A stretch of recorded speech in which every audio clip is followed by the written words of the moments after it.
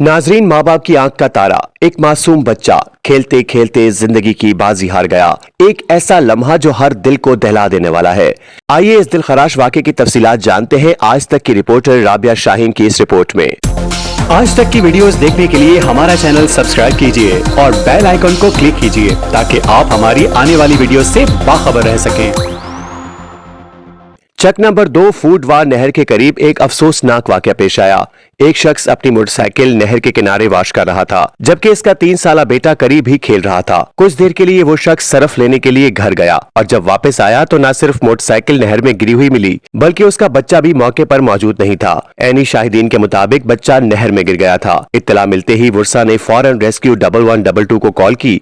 Rescue team ने फौरी response देते हुए रेस्क्यू प्रोटोकॉल के तहत नहर में लाइन सर्च और रेस्क्यू बोट के जरिए तलाश का अमल शुरू किया। कई घंटों की मुसलसल तलाश के बाद बिलाखिर मोरखा 3 अगस्त 2025 शाम 4:59 पर बच्चे की डेड बॉडी नहर से रिकवर कर ली गई। जिन्होंने गम के इन लम्हात में रेस्क्यू 1122 का तहे दिल से शुक्रिया अदा किया और उनकी खिदमात को सराहा। रेस्क्यू 1122 एक बार फिर अपनी फर्ज शनासी और बरवक्त कार्रवाई के जरिए अवामी एतमाद का मजहर बनी।